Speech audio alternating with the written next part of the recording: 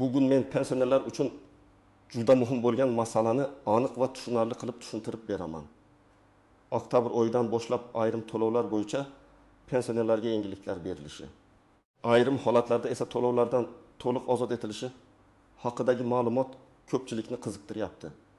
Bu mavzu har bir oilaga tegishli, chunki deyarli har bir xonadonda pensioner ota-ona, bobo, buvi yoki yaqin qarindosh bor. Men sizga bugun kimlar bu imtiyozdan foydalanishi mumkin, kimlar foydalana olmaydi, qaysi to'lovlar bo'yicha ehtiyot bo'lish kerak, hujjatlarni qayerga topshirish lozim va eng muhimi, ortiqcha pul to'lab qo'ymaslik uchun nima qilish kerakligini bosqichma-bosqich aytib beraman.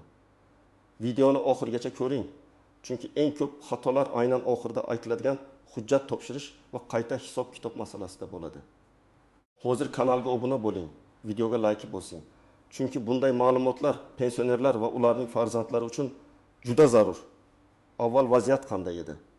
Ko'p pensionerlar o'z nomida uy-joy, yer uchastkasi, kvartira yoki boshqa mol-mulk bo'lsa, ayrim majburiy to'lovlarni odatdagi tartibda to'lab kelishgan. Masalan, mol-mulk solig'i, yer solig'i, kommunal xizmatlar bo'yicha ayrim hisob-kitoblar, ayrim hududiy yig'imlar yoki xizmat ko'rsatish badallari bo'yicha pensionerlar ko'pincha o'z huquqlarini bilmagani uchun ortiqcha to'lov qilgan. Eng katta muammo shunda ediki, pensioner inson ko'pincha men pensionerman, demak menga imtiyoz avtomatik qo'llanadi deb o'ylaydi. Amalda esa ko'p holatda imtiyoz avtomatik qo'llanmasligi mumkin. Ya'ni siz pensioner bo'lsangiz ham tegishli idoraga ariza bermasangiz, kadastr, soliq, mahalla yoki xizmat ko'rsatuvchi tashkilot bazasida ma'lumot yangilanmasa, hisob-kitob eski tartibda davom etadi. Natijada odam nega menga yana qarzdorlik chiqyapti deb hayron bo'ladi. Endi nima o'zgardi? Oktabr oyidan boshlab pensionerlar uchun ayrim to'lovlar bo'yicha yengilliklarni qo'llash, qayta hisoblash va imtiyoz huquqini aniqlash masalasi yanada dolzarb bo'ldi.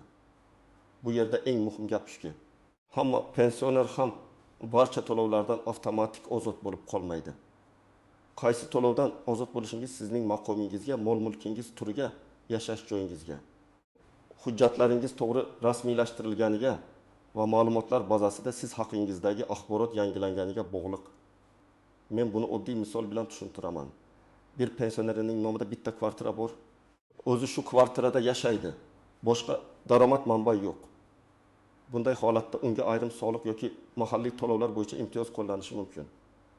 Lekin boshqa bir pensionerning nomida 3 ta uy, 2 ta noturar joy yoki ijaraga berilgan obyekt bo'lsa, hammasiga bir xil tartibda imtiyoz beriladi deb o'ylash xato bo'ladi. Chunki imtiyoz odatda ijtimoiy himoya maqsadida beriladi. Tijorat yoki qo'shimcha daromad olish uchun foydalanilayotgan mulkka esa boshqa qoida ishlashi mumkin. Endi kimlar xotirjam bo'lishi mumkin, kimlar esa albatta tekshirish kerak, shuni batafsil tushuntiraman. Birinchi navbatda oddiy yoshga doir pensiya oluvchilar o'z hujjatlarini tekshirish kerak. Agar siz pensiya yoshiga yetgan bo'lsangiz, pensiya jamg'armasidan pensiya olayotgan bo'lsangiz va sizning nomingizda faqat yashab turgan bitta uy yoki kvartira bo'lsa, siz imtiyozga da'vo qilish ehtimoli yuqori bo'lgan toifaga kirasiz. Lekin yana qaytaraman. Imtiyoz borligini eshitishning o'zi yetarli emas. U amalda hisob-kitobga kiritilganini tekshirish kerak. Masalan, Toshkent viloyatida yashovchi 68 yoshli pensioner ayolni olaylik. Uning nomida 3 xonali kvartira bor. U har yili mol-mulk solig'i bo'yicha 220 ming so'm atrofida to'lov chiqayotganini ko'rgan. Agar unga pensioner sifatida imtiyoz qo'llanishi kerak bo'lsa, soliq organi bazasida uning pensioner maqomi ko'rinishi lozim. Agar ko'rinmasa, tizim uni oddiy mulkdor sifatida hisoblab, yana to'lov chiqaraveradi. Shuning uchun u soliq kabineti orqali yoki tuman soliq inspeksiyasiga borib, menga pensioner sifatidagi imtiyoz qo'llanganmi deb yozma yoki elektron tarzda so'rashi kerak. Ikkinchi misol. 72 yoshli ota hovlida yashaydi. Hovli uning nomida, yer maydoni 6 sotix. U har yili yer solig'i va mol-mulk solig'i bo'yicha to'lov qilgan. Farzandlari dadam pensioner-ku, nega soliq chiqyapti deb o'ylaydi. Bu yerda 3 ta ehtimol bor. Birinchisi, imtiyoz faqat ma'lum maydon yoki ma'lum obyektga qo'llanadi. Ikkinchisi, hujjatlarda uy otaning nomida emas, marhum onaning yoki boshqa qarindoshning nomida qolgan bo'lishi mumkin. Uchinchisi, pensionerlik ma'lumoti soliq bazasiga tushmagan bo'lishi mumkin. Shuning uchun faqat og'zaki gap bilan emas, kadastr hujjati, pensiya guvohnomasi yoki pensiya oluvchi ekanini tasdiqlovchi ma'lumot, shaxsni tasdiqlovchi hujjat bilan tekshirish lozim. Uchinchi misol. Pensiyona onaning nomida kichik do'kon bor. U do'konni ijaraga bergan va oyiga 1.500.000 so'm ijara oladi. U men pensionerman, barcha to'lovlardan ozodman deb o'ylasa, bu xavfli xato bo'ladi. Chunki noturar joy tadbirkorlik faoliyati, ijara daromadi va tijorat maqsadida ishlatilayotgan mulk bo'yicha qoidalar boshqacha bo'lishi mumkin.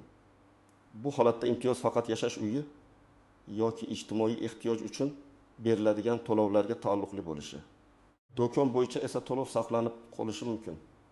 4-misol. Er-xotin ikkalasi ham pensioner. Uy erining nomida, kommunal shartnomalar esa xotinning nomida. Soliqda bir ma'lumot. Gaz yoki elektr tashkilotida boshqa ma'lumot, mahallada 3-ma'lumot turibdi. Bunday vaziyatda imtiyoz berilishi kerak bo'lsa ham, tizimlar bir-biri bilan mos kelmagani uchun hisob-kitob chalkashadi. Natijada bir joyda imtiyoz bor, boshqa joyda yo'q. 3-joyda esa qarzdorlik chiqadi. Men bunday oilalarga birinchi navbatda hujjat egasi kimligini, yashash manzili ro'yxatini va shartnomalar kim nomida ekanini tekshirishni maslahat beraman. Kimlar albatta xavotirlanishi va tekshirishi kerak? Birinchidan, oxirgi yillarda uy yoki yer sotib olgan pensionerlar. Chunki yangi mulk bazaga kiritilgan bo'lishi mumkin, lekin imtiyoz maqomi ulanmagan bo'lishi ehtimoli bor. Ikkinchidan, yaqinda pensiyaga chiqqan fuqarolar. Chunki siz sentabrda pensiyaga chiqqan bo'lsangiz, oktyabrda hamma tizim sizni avtomatik tanigan bo'ladi deb o'ylamaslik kerak. Uchinchidan, nomida bir nechta mulk bo'lgan pensionerlar. To'rtinchidan, boshqa shaharda ro'yxatda turib, boshqa joyda yashayotganlar. Beshinchidan, meros orqali uy olgan, lekin hujjatlarni oxirigacha rasmiylashtirmaganlar. Kimlar nisbatan xotirjam bo'lishi mumkin? Agar siz allaqachon soliq organidan yoki xizmat ko'rsatuvchi tashkilotdan imtiyoz qo'llangani haqida tasdiq olgan bo'lsangiz, shaxsiy kabinetingizda qarzdorlik nol bo'lsa, oxirgi kvitansiyalarda imtiyoz aks etgan bo'lsa va hujjatlaringiz mos bo'lsa, unda vahima qilishga asos yo'q. Lekin baribir yiliga kamida bir marta tekshirib qo'yish kerak. Chunki bazadagi texnik xato, manzil o'zgarishi yoki mulk maqomi o'zgarishi sababli hisob-kitob qayta chiqib qolishi mumkin. Endi eng muhim nuanslarga o'tamiz. Birinchi nuans. To'liq ozod qilindi degan iborani har doim aniq to'lov turiga bog'lab tushunish kerak. Pensiona barcha hayotiy xarajatlardan ozod bo'ldi degan ma'no chiqmaydi. Masalan, elektr energiyasi, gaz, suv chiqindi, issiqlik ta'minoti kabi kommunal xizmatlarda iste'mol qilingan hajm bo'yicha to'lov saqlanishi mumkin. Agar imtiyoz bo'lsa ham, u ma'lum limit, subsidiya yoki kompensatsiya shaklida bo'lishi ehtimoli bor. Shuning uchun umuman pul to'lamayman deb hisoblagich ko'rsatkichni topshirmaslik juda katta xato. Ikkinchi nuans. Imtiyoz ko'pincha ariza asosida qo'llanadi. Ya'ni davlat organida siz haqingizda ma'lumot bo'lishi mumkin. Lekin konkret to'lov bo'yicha siz ariza bermaguningizcha yengillik ishlamasligi mumkin. Men amaliyotda ko'p ko'rganman. Odam 5 yil pensioner bo'lib yurgan, lekin mol-mulk solig'i bo'yicha imtiyoz so'ramagan. Keyin farzandi tekshirsa, har yili o'z-o'zidan pul to'lab kelgan. Ba'zan qayta hisoblash mumkin bo'ladi. Ba'zan esa muddat o'tib ketgani uchun hammasini qaytarib olish qiyinlashadi. 3-nuans, qarzdorlik masalasi. Agar sizga avvalgi oylar yoki yillar uchun qarzdorlik chiqqan bo'lsa, darhol hammasi o'chadi deb kutmang. Qonuniy imtiyoz qaysi sanadan boshlab qo'llanishi ko'rsatiladi. Agar siz imtiyoz huquqiga oldindan ega bo'lgan bo'lsangiz, lekin tizimda xato bo'lgan bo'lsa, qayta hisoblash so'rashingiz mumkin. Lekin agar imtiyoz faqat yangi tartib kuchga kirgan kundan boshlab berilsa, eski qarzlar avtomatik bekor qilinmasligi mumkin. Shu sababli har bir qarzdorlik bo'yicha alohida izoh talab qilish kerak. 4-nuans, uy kimning nomida ekaniga e'tibor bering. Pensioner uyda yashayotgani bilan mulk uning nomida bo'lmasligi mumkin. Masalan, uy o'g'lining nomida, lekin unda pensioner ona yashaydi. Bunday holatda mulk solig'i bo'yicha imtiyoz ona pensioner bo'lgani uchun emas, mulkdor kim ekaniga qarab belgilanadi. Agar mulkdor pensioner bo'lmasa, imtiyoz qo'llanmasligi mumkin. Aksincha, uy pensioner otaning nomida bo'lsa, farzandlar yashayotgan bo'lsa ham imtiyoz masalasi otaning maqomiga qarab ko'rilishi mumkin. 5-nuans, 2 yoki undan ortiq mulk. Ko'p hollarda ijtimoiy imtiyoz bitta asosiy yashash joyi uchun beriladi.